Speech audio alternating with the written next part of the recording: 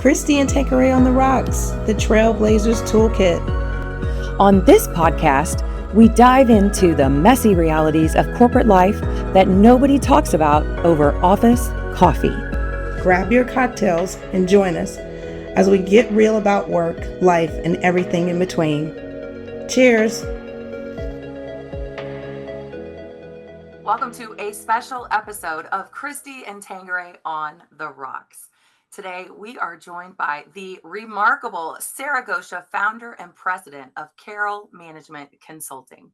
Once a seasoned healthcare executive, Sara took the leap in the last year from the secure confines of corporate America, just like me and Tanqueray did, to spearhead her own venture.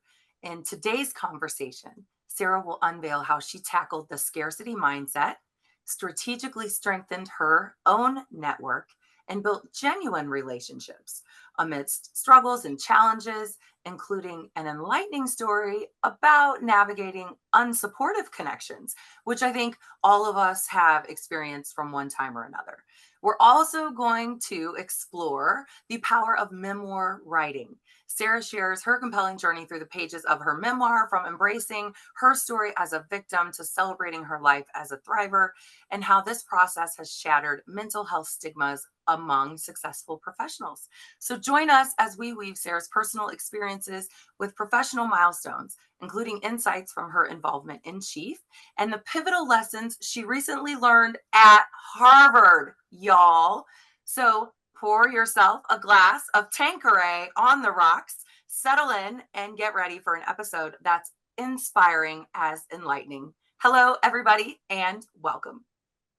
Welcome to the show. Welcome to the show, Sara. We love having you on.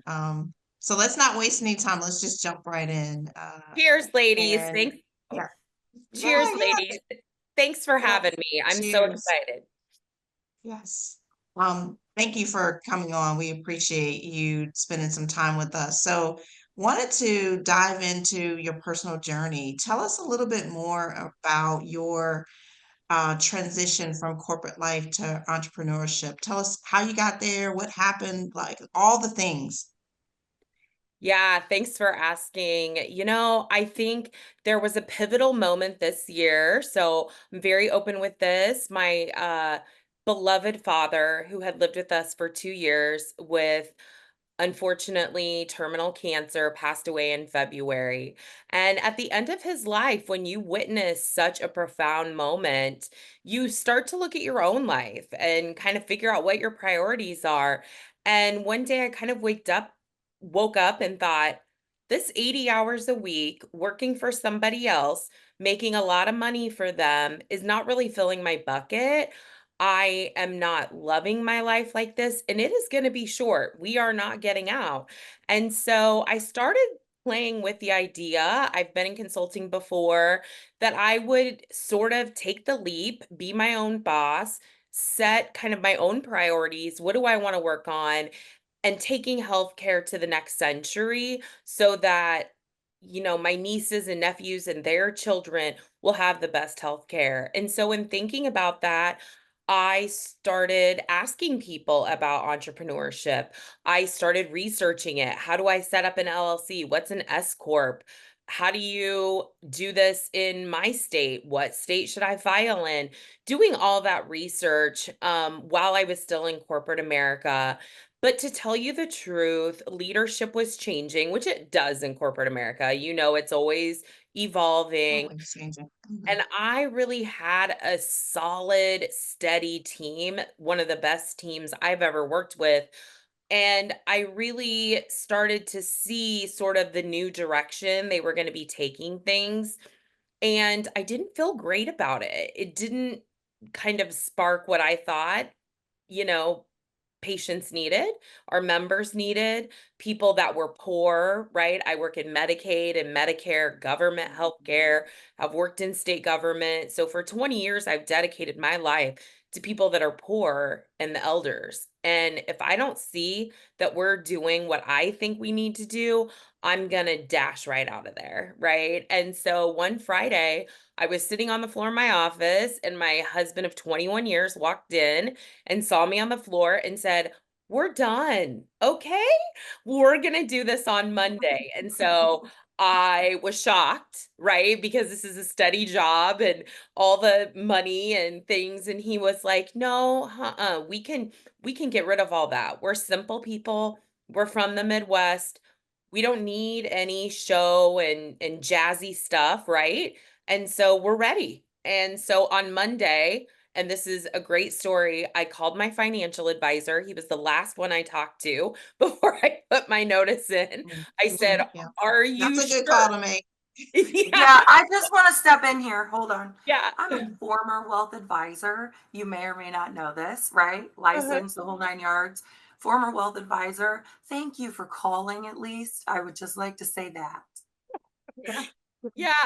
I felt like he was my therapist because I Yes, called him yes, before exactly. saying I might be doing this, and I literally called him and said, "Sir, now I'm going to do this. Are you sure we have enough money?" And he was laughing and said, "You have saved very well during your time, ma'am. You don't, splurge on unnecessary things." He's like, Mhm. "You can do it." I'm like, "You're positive." He's like, his name is Mark. Shout out Mark. And he said, "Yes." And so I put my notice in, and the empowering thing was really to say, this is for me. This is for my legacy, for my family's legacy. And so I launched into my own consulting firm named after my dad, my maiden name, Carroll Management Consulting. And one of the things I decided at the very beginning is that my family was going to be involved in my business. This is a legacy for my nieces and nephews that they can carry on. And so they have helped me. They built my website. They helped with headshots. I really went to my Love family that. and said, we're going to do this and we're going to do it together and we're going to make it shine. And so that really was important. I think the thing about scarcity mentality and kind of to little bit give you a sneak peek of the memoir, I grew up at times without food and without heat, and I was hungry. And so that was permeating my thoughts, of course, leaving, right? A corporate America, well-paying job. It's like, oh my Stable job. yeah, Yeah. like, where is my next dollar gonna come from? Oh my gosh, what if we spend all our savings and I never get any business? But I'll tell you, I had a plan, and I think one of the key takeaways is to have a really strategic vision for what your business is going to look like, and if you don't have that, you're not ready. But I knew my bu Wait, wait, wait. I gotta stop. I gotta Sure, hold on. sure. Firstly, let's have a conversation, a Yes. flowing conversation amongst the Yeah, three of us. of Okay. course. All right. Scarcity mentality. Yeah. This is something I think that so many of us either inherit and can inherit from our upbringing, right? Yeah. Or can inherit from situations, experiences, lived experiences.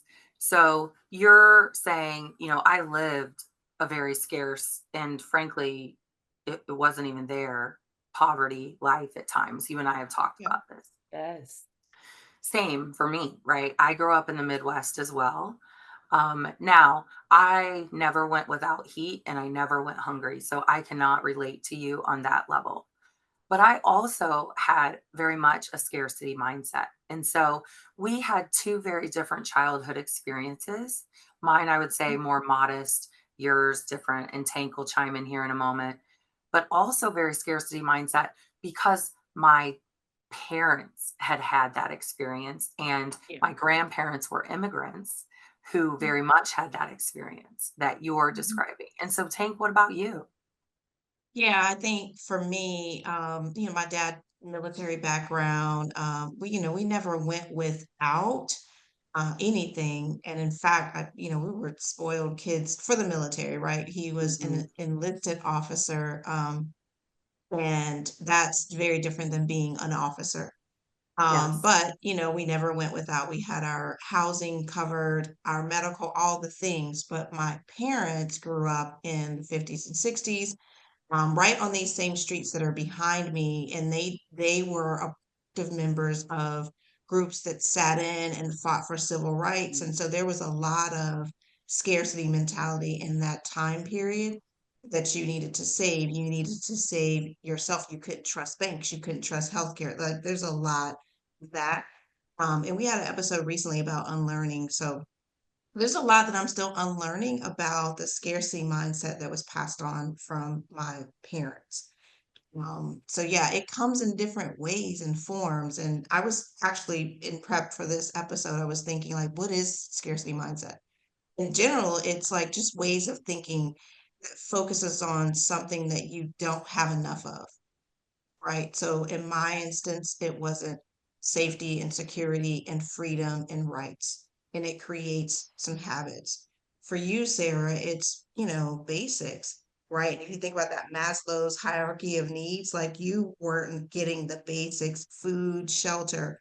For you, Kristi, similar to me, it's the security, it could be perception of not having enough, but not necessarily missing meals or not going without heat. Mhm. So it comes in different shapes and forms. And Absolutely. my Yeah, I agree. And I wonder too, and this may be this may be some intersectionality with something else, but a lot of my scarcity mentality, when I think about it from the entrepreneurial journey or from the corporate journey, also came from being a first only different in so many of the rooms and Mhm. constantly high achieving and constantly being told, Achieving "We- is a is a MF. Yeah, high yeah, achieving. right, It's a right. whole nother level. It is, and constantly being told, "Well, you're not gonna be able to do that. Well, you won't make it. Well, we were just talking about this before we started recording. Well, no university's gonna take that seriously. You're not gonna be able, no one's gonna take unicorn leader seriously. Tell me that again one more time, please. Cha-ching. So I think scarcity mentality presents itself in so many ways, So many ways. and so I really appreciate this conversation and for our listeners to really think about it. It isn't always just from the foundation of not enough of what we need. It's also how we're conditioned. Society has conditioned, frankly, a Yeah. lot of us with a scarcity mindset. But Sarah, what say you about all that? No, you're absolutely right. I experienced this after my parents were divorced, right? So my mom thrust us into a life of poverty based on her choices. And so our fish froze while we were at school one day, right? Oh, Because we had no heat. And so unfortunately we went home and our fish was in a frozen fish bowl. And we were kind of like, oh, I guess we don't have any heat here in the house. And so I think you're right. It does present differently for different people, right? So my mhm. story is very different, but we may have very similar feelings. And so I think talking about it and making it part of a normal journey, however it looks for you, is really important because unfortunately, I think we sort of downplay those things and we don't Yeah. think about them, right? In Yeah. corporate So America. yeah, I wonder, so what comes up for me is a little bit of like a follow-on question. So how in your transition from corporate to entrepreneurship, we've talked about the scarcity mindset and the initial fears that come along with starting something new, with being different, with all the like stuff that comes with that, the messaging that we hear. Oh, no one's never going to buy this, blah, blah, blah. How did you initially overcome that certainty? I know you talked about having a strategic plan, but that's all theoretical. Like, tell me something tactical that you do that helps you, that may help some of our listeners. Yeah. So when I was in corporate America, I would get up in the mornings and go straight to my computer, right? I'd get coffee, get ready very quickly, and get on my computer. And a very smart person that I met through Chief as I was starting to network with people said to me, "You need to take time in the morning to think." And you need time to sort of get things out on paper so that you can have a productive day. and you need to just sit. And I thought, what? No, I need to hustle. And she said, no, I don't think so. And so I now start my day earlier than before, but I do something called 20-20-20. I do 20 minutes of meditation, quiet. I do 20 minutes of writing, right? So just whatever I'm feeling, dreams overnight, what I'm worried about during the day. And then I do 20 minutes of walking or exercise. And for that hour, it is mine. I'm not worried about my business. I'm not worried about anything else. That tactical change in how I wake up in the morning actually helped with the scarcity mentality because I could plan out my day instead of just running what I call the proverbial hamster wheel all day, every day. Yeah. Yeah. And just Yeah. reacting. Yep. Yeah. Yeah. And didn't you feel, I mean, for me, I have a similar practice. Um, For me, didn't you feel like, okay, this actually now feels differently than corporate? Because when I was just rolling out of bed and diving right into my 12-hour workday to build this business, I was like, how is this actually any different than what I was doing there, except for the fact that I don't want to slap my boss today. And I actually am getting to keep my profit instead of line the pockets of a board who isn't doing their job. I really seriously, those were pluses. But other than that, I was like, how is this really any different? And then I thought, I had this conversation with my coach, and he was like, you don't have to work in the construct of that. And then I got an email from somebody who was helping Tanqueray and I with something on the podcast, and her like salutation at the end of her email was "in your corner," and I thought, I could put "in your corner" on mine. I'm always in someone's corner. I'm going to. So I deleted "warmly" or "respectfully" or whatever all this was that I used to always try to do. So I put "in your corner." And then I did the number one thing that people are like, oh my gosh, they email me all the time and they say, hey, I'm going to steal your well-being notice that you have on your email. I love your well-being notice, Kristi. Oh my gosh, I'm going to steal that. I was so inspired. Which I was like, okay, these are the kind of things that we can now do. We can build a tactical idea in the morning that sets us up for success and to break through these old habits that we really actually just thought were the way it had to be. And it never really did have to be that way. That was somebody probably named John who created it 57 years ago. And we've all just been doing it because that's what John's cousin who got hired after him said we should do. Yeah. Yeah, Absolutely. I think you're right. I had lost my brand of who I was in corporate America. I became their brand. So I had to discover who I was. And the only way I could do that is through some silent reflection, but also taking care of myself first and foremost during the day. And so that's just one really tactical thing I did to change that. Really kind of scarcity thought process. Um, and So so, when you did that and you noticed some differences, did it give you encouragement to try different things? yeah, it did. I think because you wrote down your worries early in the morning, it a little bit contains them, right, in your journal or whatever you're writing. And I've got a video coming out about some containment tactics actually can help in mental health, but also in business, because I think we have a lot of thoughts, especially as women, right? We've Yeah. got a lot going on in our So many lives. thoughts. No offense to the men out there, but women, right, especially we take on a lot in our bodies. Excuse me. Full offense to the men out there. Full offense. Full offense to the men out there who, by choice, do not step up to alleviate the invisible mental load that women carry around, Yeah. which is why we now have this space. Please continue, Sarah. Yeah. Absolutely. Yeah. So I think what I did, right, is really say, I'm going to contain those worries first thing in the morning, right?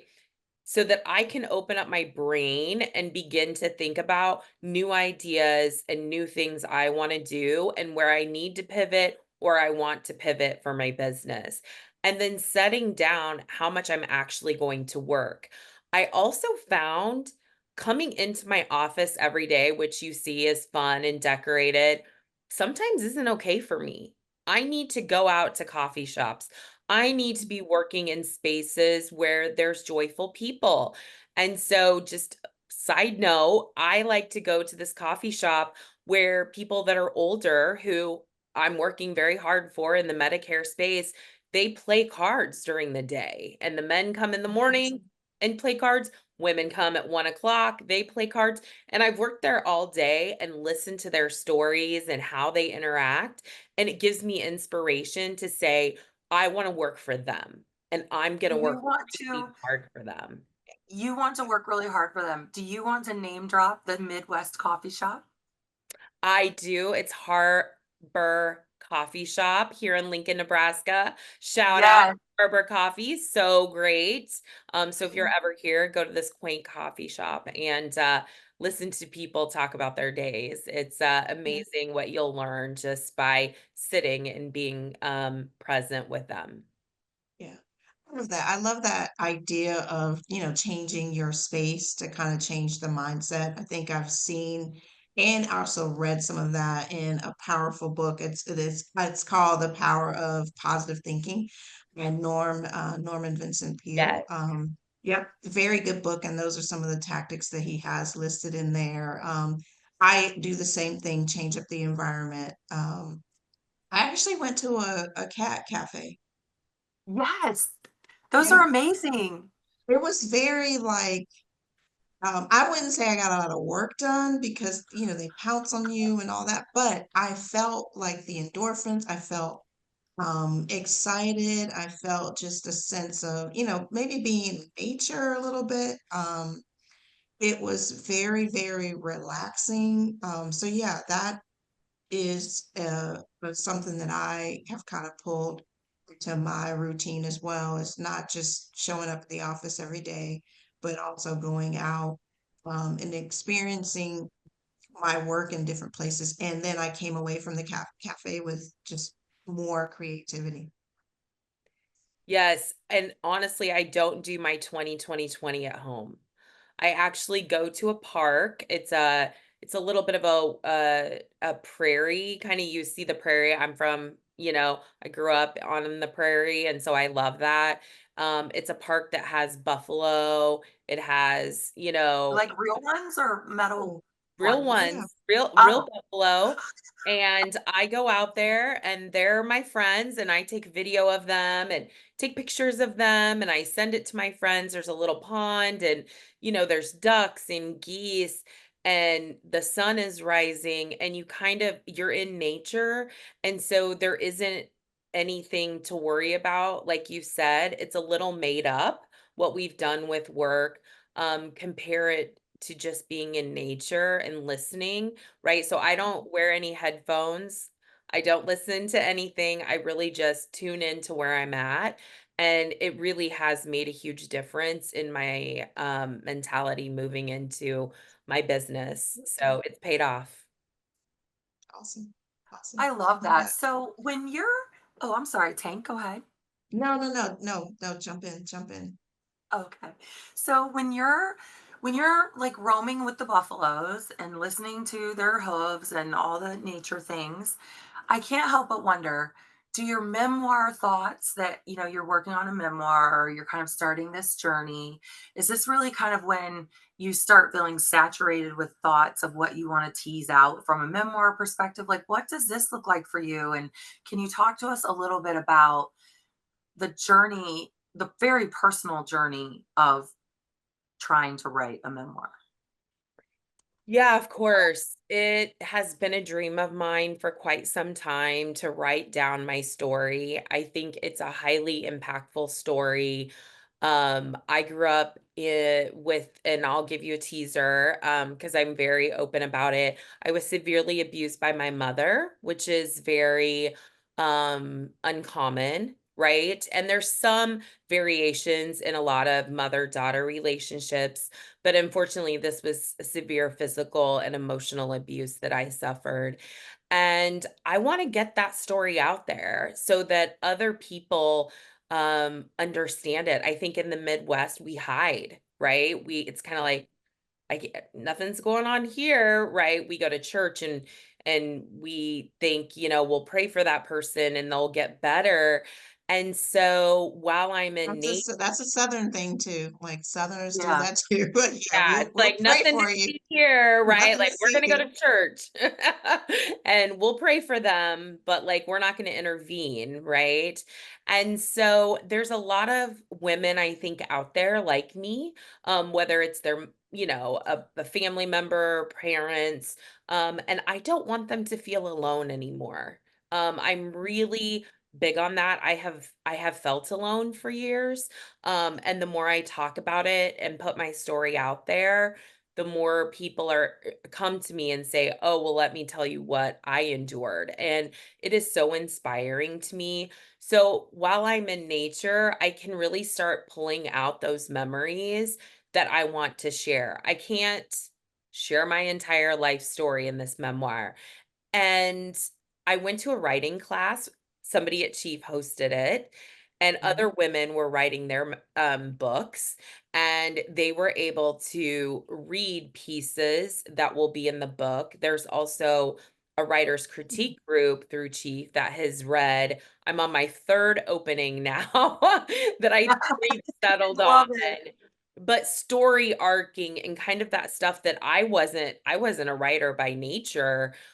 People have said you're a natural writer, but really hiring a book coach that could help me was something I needed to do, and kind of an editor that can really edit it and say, okay, where are we going with this? How does the Mhm. story gonna flow? So I know, Kristi, you have written a book, and you can't put it all in there. And so I think taking that time is part of the time I get to think about the book, and again, not Yeah. about just the business. And Yeah. really, where are we going with it, and what are the key stories we're going to tell to be impactful? Do Yeah. you think, do you think, well, one, thank you for sharing, your story, pieces of your story with us. We do appreciate the vulnerability, that you are showing. And that to me is a quintessential leadership trait. If you can't be who you are and just kind of own it, then it's hard to lead others, right? So I Right. appreciate you for sharing your story.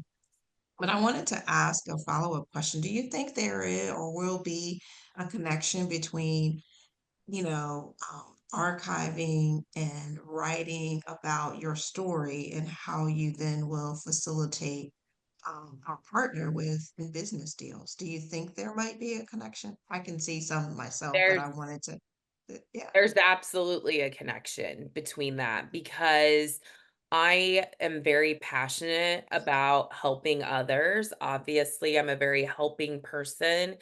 And if I don't feel like the project is actually going to be something that's actually going to work, I will not partner. I will say, thank you very much. That's a very interesting idea. But maybe that's not going to work, for me. I'm not quite there with you, or it's not really of interest to me. I think those sort of being authentically me and knowing what I want and what I want to go after. And sometimes that means saying no to money, right? And Yeah. Amen. Saying no to money. Yes. I mean, Yeah. sometimes it's like, yeah, I can make a lot of money doing that, but do I like it? Do I love Sure, it? yeah. Do I believe in it? Is it going to help the people I care about most, which are people that are underserved in our society? If it's not, I can't work with you. Yeah.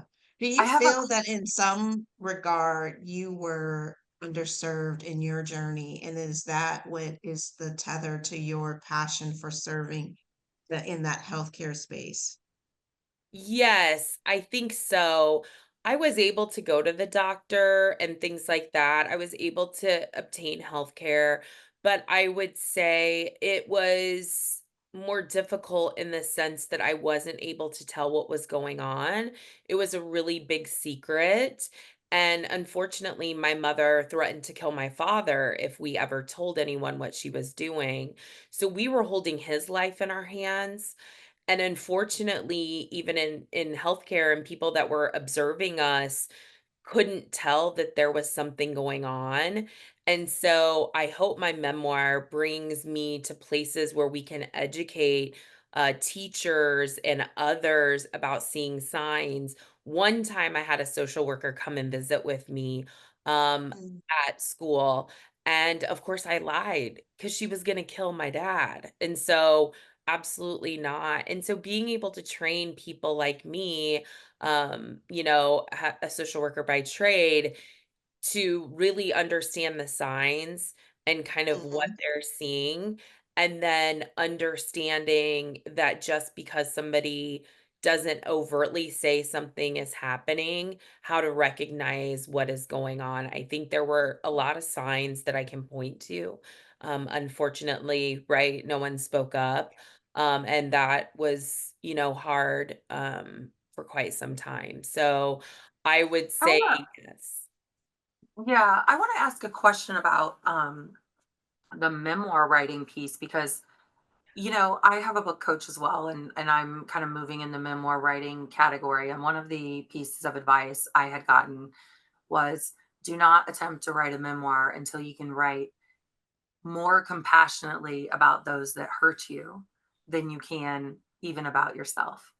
And so I have not suffered the type of abuse that you are speaking. And so I'm curious because that's why I have not started my memoir. The book that's out there is absolutely not at all a memoir, and a very different thing.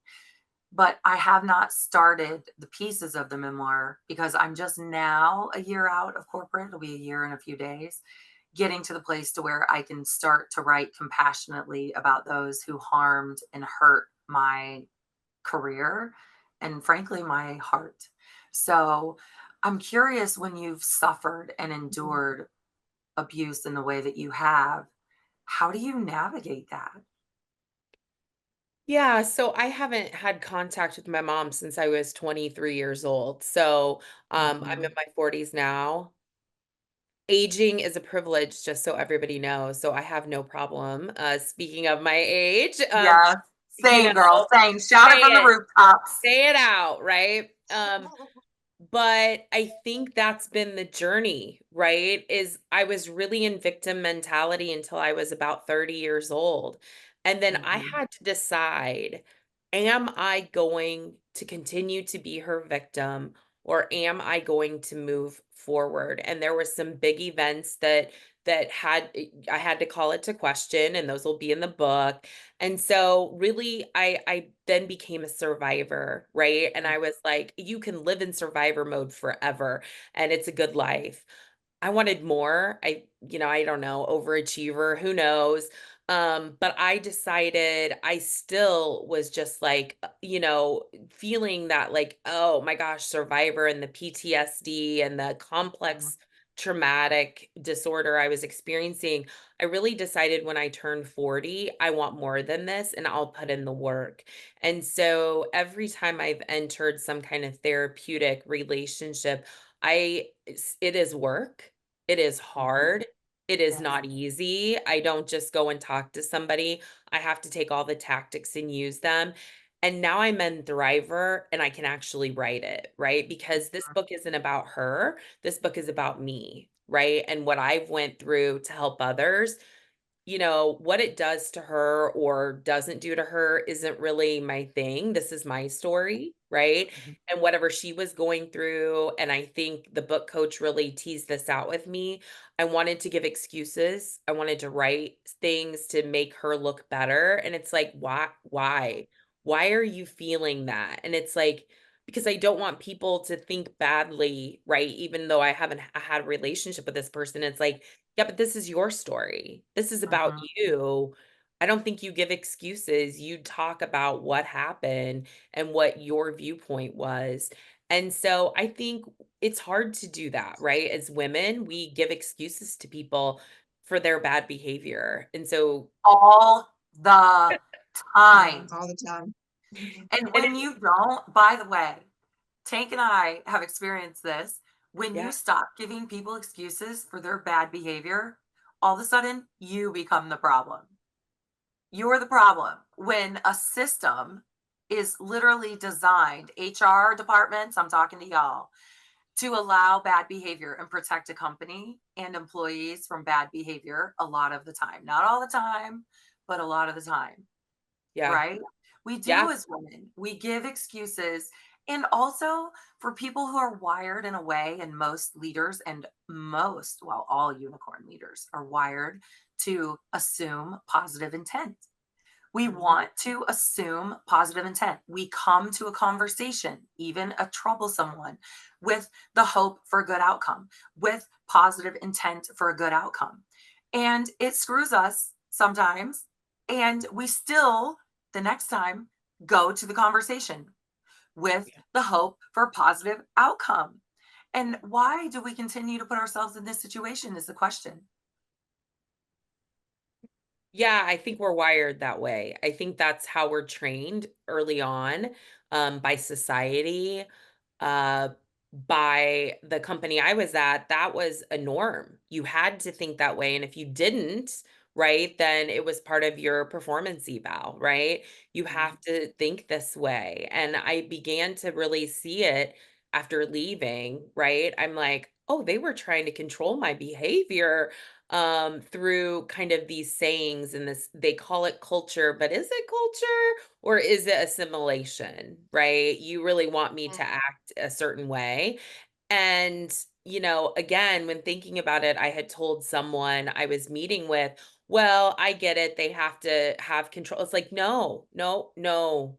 There's no reason for that. You should be able to bring your authentic self to work and be able to use the power of your personal narrative, like I've just shared with you, in your work. And that passion is okay in meetings.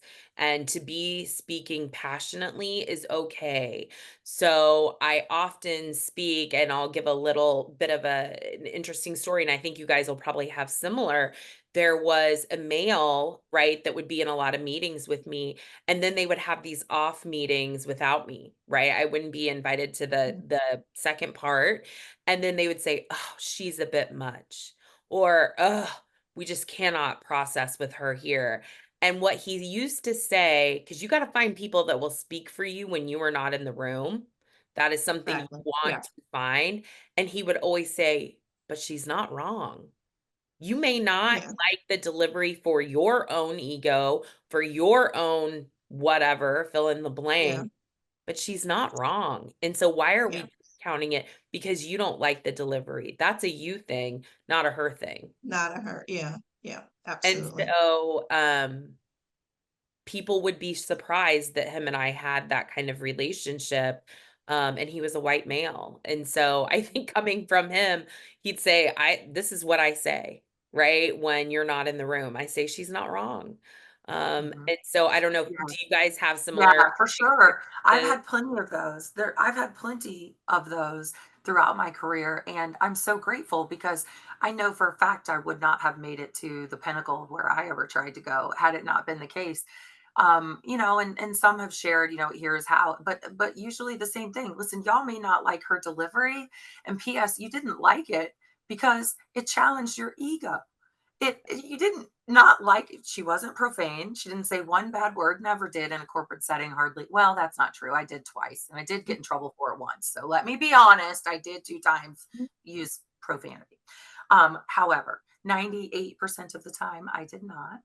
But I will say that the frustration is that it takes, this, I guess, the norm, right, of what people still accept, right, as the voice of reason, a white male, to say, well, but she's not wrong. Yeah. Hey, speak Yeah. the hell up, because how must you be feeling hearing this? You must be saying, girls, I don't even want to hear your shit. Yeah, it's for me, so I am now processing how I've normalized having to thrive in predominantly white spaces. And so I hear what you're saying and I can validate what you're saying, but I'm also like, this is the norm. Like, I don't and it's the norm and it's unacceptable. But I have had to do it so much that I don't even complain about it anymore. It's a non-discussion. Like for me, I'm like, yep, understand those stories, have been a part of those stories, but it's just being a woman, being a Black woman in corporate America, that's a constant. And it's disgusting, and you still got to deal. Like, are you just gonna crawl into a hole and not work, not function, not attend the meetings, not offer your opinions, be silent? And some do, or some people show a lot of aggression or anger, and then they get the comments, well, you're so angry. Well, hell yeah, I am, because I'm saying the same thing as he is.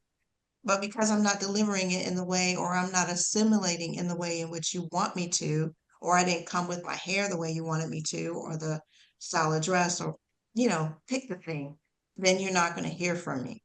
Um, so yeah, I hear it, but I am choosing to not lean into that in this stage of my life. I'm in the era of, you just won't get my talent. And that's a loss for you. And there's a lot of people who are like me that have a lot to offer, a lot of intelligence, a lot of experiences under their belt, and the companies will not, they're not going to get that talent. They're going to get just enough. And that's sad. It's really, really sad. Because I don't want to feel like I have to constantly push, push, push to be in a space.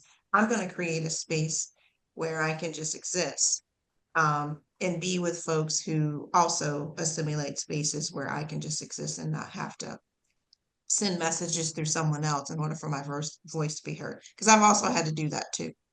I've had to come to have pre-meetings before meetings, and then these are all the things that I want to say. Can you deliver this on my behalf? That's Oh, I yeah, just feel like all of humanity I had took to do that. 100 steps backwards. Like, Mhm.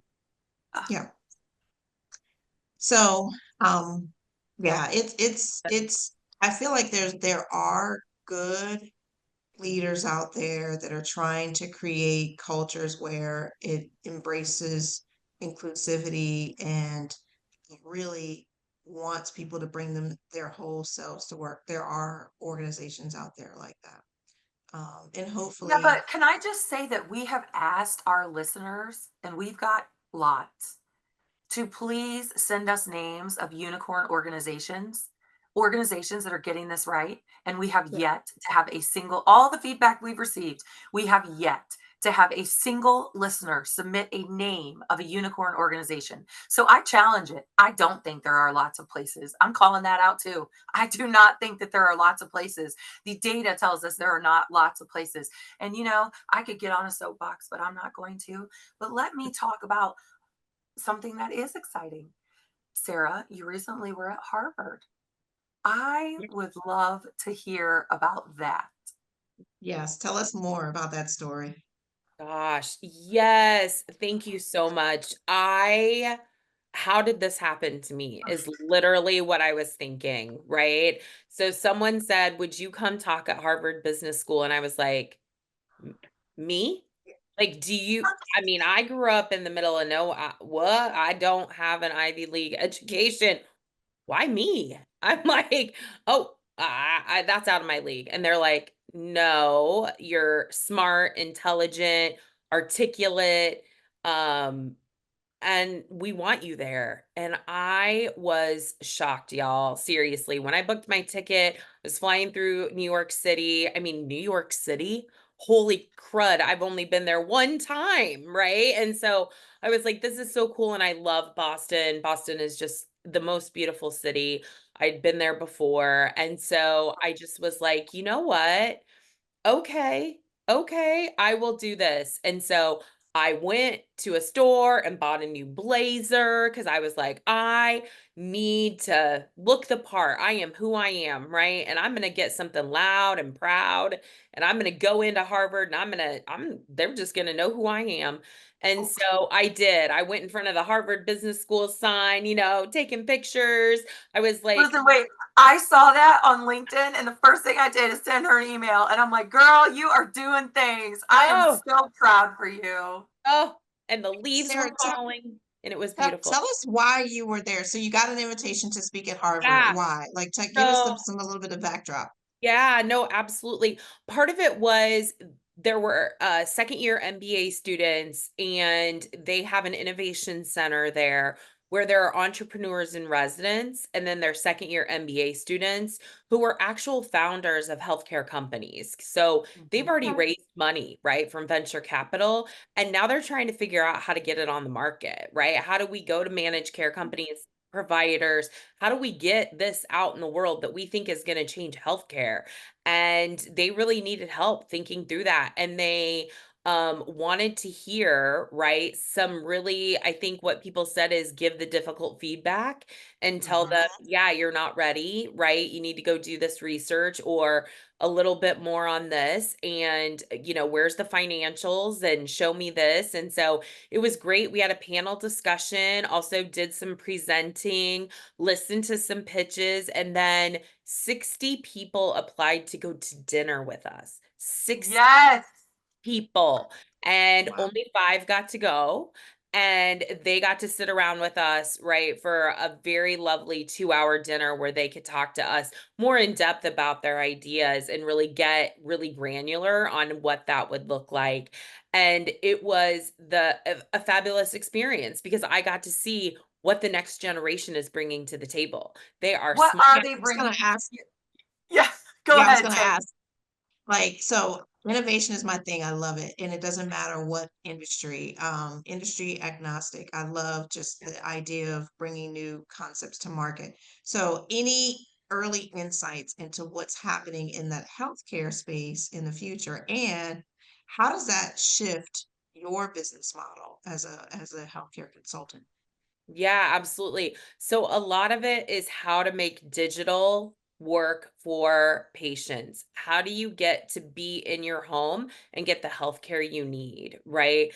What are we going to do for people that are very sick, right? Who have end-stage renal disease? How do we wrap around them and make sure they have what they need? Heart failure patients in rural areas was an idea that Mhm. was out there. How do we get to them? How do we make sure we use our scarce, really cardiologists, right, to help them? And what is the tech that's going to work for somebody that doesn't love tech? How do we simplify things for them while they're in their Mhm. home or consult with their PCP? So I think it's really Mhm. figuring out how we're going to do care in home for people that are, aging. Our population's getting older, and just a tidbit for your listeners, 11,602 people, the last ticker a day, are going on to Medicare a day in this country. So we 7,600 a day?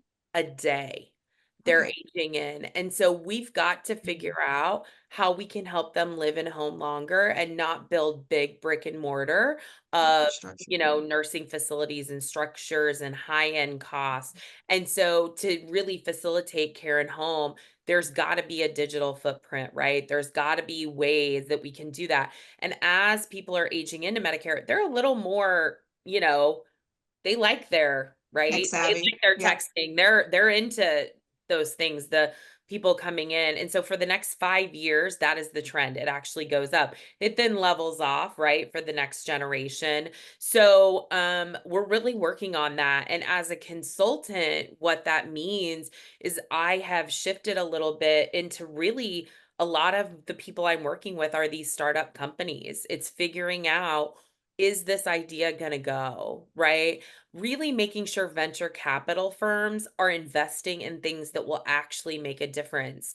So many times I meet with venture capital and they say, I have like one home run, but then I've invested in, 10 other companies and they're not, they're barely making it. And then I've got some that need to sunset. And it's like, we need to move more ideas to that front, and that they're home runs because people need us, right? We can't sit around and wait for the next person. We are this generation and the generation Yep. below us. It is our time to help take care of people. And so now I'm getting passionate, but this Yeah, is I love it. I love yeah, it. I this love it. is I what feel I like it's the next, it is, well, not the next, it is in conjunction with our physical infrastructure. So our roads, our bridges, they are seeing the same kind of downward spiral, and we need to make the investment there. Our educational systems, we need to make the investment there. And healthcare is also in the same bucket. And you can go on and on and on. Like the world in which we lived in, years and years ago, World War I, World War II, like that is not where humans are today. We have to do everything differently with Right. technology. Yeah, and AI, right, will probably change the game, but we have to do it smart and we have to still use humans, right? Like our Yeah. brains are still better, right, than any AI model. And while it might be able to, research faster, we use them as co-pilots. I use it in my daily work because I actually really like to use it. I think, we have to be careful. We have to make sure that it's giving the right information. So how do Right. we ethically do that in healthcare is some of the other stuff that we really looked at. So Harvard was a dream. I've Mhm. talked to a lot of people since I left. Was invited back anytime to sit in the lab and just brainstorm with people. If there's ideas I have, I can take them to entrepreneurs in residence and they'll look into what they could do. So that really for me is what this business is all about. I could have never done that in corporate America. I could not Mhm. have went to Harvard Oh, and no, because if you probably would have gotten the invitation, they would have probably said, "Oh, yeah, cool, you can go, but I also think we should take so and so. And actually, since so and so has the degree or the blah blah blah or has this, let's have them do the talking." But thanks, is that's how that works. Oh yes. yeah. Oh yeah. Or you got to get some elaborate approval, right? Oh, Like yes. you got, yeah, And here's yeah. the script that you'll follow if you're talking. Correct. You'll only do Here's your this. slides. Mhm. Yep, here's what you're gonna do. And we didn't do it that way. I felt so empowered to say, no, that's not what I would do. No, I don't think so. And so to be able to have that voice, right? To say, I want to do this, felt really, really good. So yeah, it was a dream come true. Thank you for asking. Yeah, Um, congrats on that. Yeah, Well, yeah, listen, yeah. okay, so we've talked about a bunch of stuff today. We've talked yeah. about scarcity mindset. Mhm. We talked about how that can flow from upbringing to, just our everyday way of being. We've talked about how important it is to put some tactical things in place to start your day and to be mindful really about your day. And a special note that she mentioned thinking time. Tank and I have talked about this multiple times on our podcast now, how Yeah. important thinking time is to creativity. We've talked about memoir writing and how that's been kind of a part of the healing process. We've talked about you being able to build your consulting firm with your unique and vulnerable and passionate voice in your way, and how that landed you at Harvard less than a year out of your corporate America journey. What have we missed, or what would you like to wrap up our episode by saying? I think the only thing I wanted to do, I know we're taping here right before the Thanksgiving holiday, and I really wanted to challenge all the listeners and everyone out there. We have to give back. And so every year we give a lot to the food bank here locally. And so I would ask at your local grocery store when you go and get groceries, there are often during this time of year food bank bins. I would challenge you to pick up one item. Think of the kids out there, kids that are hungry, cannot think, and have bright ideas. And so just put one thing. I challenge everyone. I send out a very large email and a lot of stuff around this. You'll see it on my social media today. But between Thanksgiving and however you celebrate the end of the year, I want you to really, every time you're in the grocery store, put one thing in the bin, right? And Yeah. we will help eradicate children's hunger in this country. It really baffles me that we still have hungry children in our own country every day. And so, having been a hungry child, I challenge everyone that knows me and listens to me to do that during this season. So, thank you for giving me the opportunity to put that out there. Yeah, I love that. I love that, Sarah. Well, Sarah, thank you so much for coming on our podcast. We enjoyed talking with you. As Kristi said, we've gone from A to Z with tactical things to strategic things to your memoir and just how all these things are connected into who you are and the passion that definitely shines through in your work and in your conversation. So thank you for being on. This is another great episode of Kristi and Tanqueray on the Rocks. And to our listeners, if you haven't done so already, please hit the subscribe button, leave us comments, share with your network. We are thrilled to have you here listening with us. Enjoy your day. And as always, cheers. Cheers. Cheers. Cheers.